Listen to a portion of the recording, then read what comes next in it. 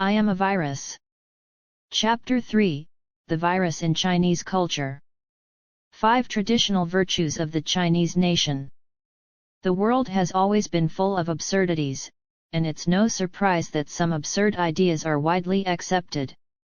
However, there's one particularly absurd notion that has become deeply ingrained in Chinese society, the idea of the traditional virtues of the Chinese nation. I once asked a few of my foreign friends if they had similar summaries of national virtues in their countries. Most of them awkwardly hesitated before admitting that they couldn't recall their own nation having such a concept.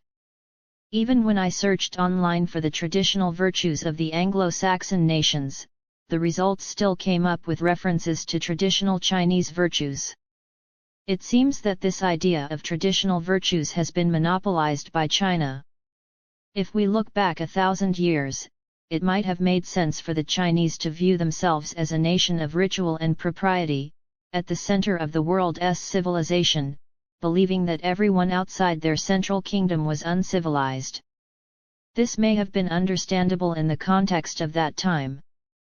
However, in today's world where global science and civilization have made significant progress, and where China has made little contribution to this progress in the last 500 years, such a view seems not only outdated but even laughable. What's more troubling is that the so-called traditional virtues of the Chinese people continue to appear in Chinese elementary school textbooks and remain a focus of exams. On the surface, this might appear to cultivate national pride, but in reality, it prevents Chinese people from critically reflecting on their own national identity from an early age. Looking at the virtues promoted in China, such as benevolence, righteousness, propriety, wisdom, and trust, these are virtues that are universally respected by all people. From my observations in China, I don't see Chinese people practicing these virtues more successfully than other nations. Every nation has its own virtues. A reasonable person would accept that virtues are qualities that all humans can possess, regardless of race, region, or nationality. Any distinctions usually come in the form of faults or weaknesses, not virtues. For example, it is widely recognized that Jews place great emphasis on education. Since the establishment of the Nobel Prize, Jews have won 17% of Nobel Prizes, despite comprising a small percentage of the global population. Similarly, Japan won 18 Nobel Prizes between 2001 and 2018. These are achievements backed by data. But what globally recognized achievements can be attributed to China's so-called traditional virtues? SARS-CoV-19. As a Chinese person, I find this deeply embarrassing. In my view, the Chinese people's tendency to highlight these so-called traditional virtues reveals a significant flaw in the national character. Vanity. Everyone has some degree of vanity, but true excellence comes from the ability to restrain one's vanity. The Chinese obsession with self-praise, without ever critically examining their own practices, is something uniquely self-indulgent. Equally absurd is the idea of a 5,000-year-old civilization. In China, few would dare to question this notion. If someone like me were to use scientific facts to challenge this self-congratulatory idea online, the backlash would likely be severe. I agree with Ernest Hemingway's statement, "It is not noble to be superior to others, true nobility is being superior to your former self." Even now, Chinese people often say, "The world is deteriorating, and people's hearts are no longer pure." This suggests that the Chinese themselves believe they are not better than they were in the past. Psychologically speaking, this reflects a strong motivation within Chinese people to find something they can point to as superior to others. If we look at the modern universal standards of civilization, many of the so-called traditional virtues promoted in China might not even qualify as virtues. In fact, some could be considered flaws in Chinese society. Take, for instance, the promotion of the 24 filial exemplars, which has been widely circulated in Chinese cities in recent years. These stories, such as selling oneself to bury one's father or lying on ice to catch a carp, represent extreme acts of filial piety. In China, filial piety and autocracy are deeply embedded in the culture. The authoritarianism of Chinese parents has led to a lack of communication and understanding between generations, making filial piety an important tool for parents to maintain control. Recently, the Chinese Communist Party has also heavily promoted filial piety, which is reminiscent of how past Chinese dynasties used it as a tool to control the people. The reason loyalty and filial piety have been revered as virtues is because they have been tools for autocratic rulers to control the populace.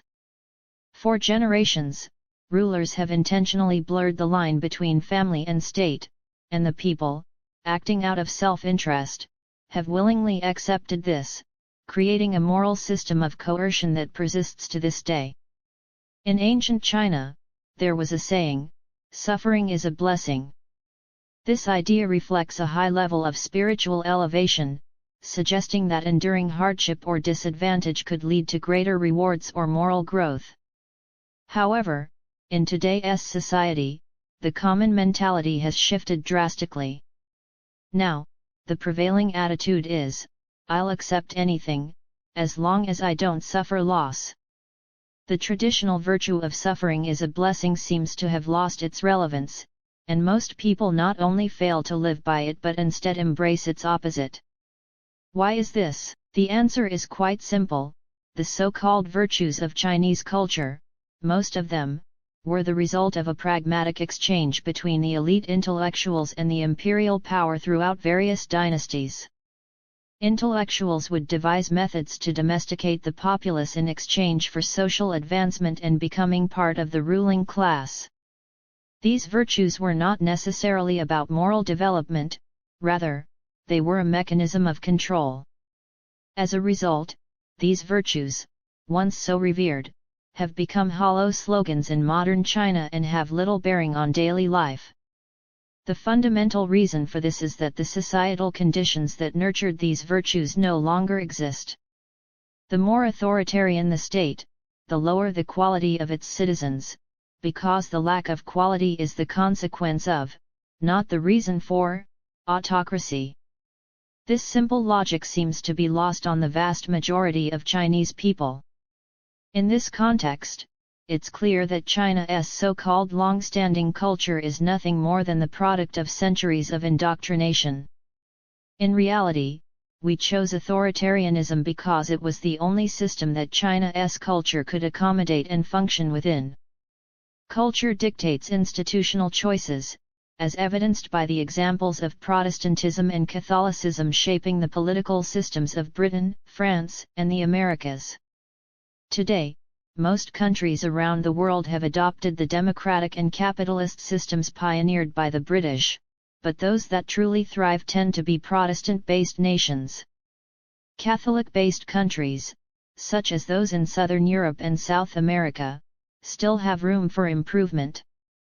In East Asian cultures, the emphasis on diligence and hard work is akin to the Protestant work ethic, making East Asia one of the most successful regions in terms of economic development in recent decades. For example, Japan's focus on study and discipline has made it one of the best governed nations in the world. As for China, while we can certainly pride ourselves on our hard work, we are still burdened by cultural baggage. We have long believed ourselves to be a superior people, thinking that simply acquiring foreign technologies would be enough to surpass others. We rarely reflect on the fact that hard work alone does not spur creativity. Despite being industrious and intelligent, China has produced surprisingly few groundbreaking inventions or innovations.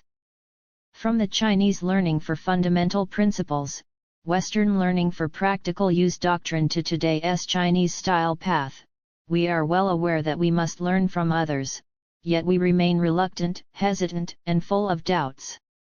We ignore the bridges built by predecessors and stubbornly insist on feeling our way across the river, a process that has cost us generations, wasting our nation's hard work and intelligence. To sum up, a nation that wishes to engage with others in a peaceful, cooperative manner must first acknowledge that it is not superior to any other ethnicity.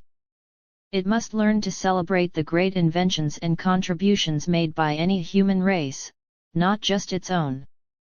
A nation seeking respect from others will find that self-praise only leads to ridicule.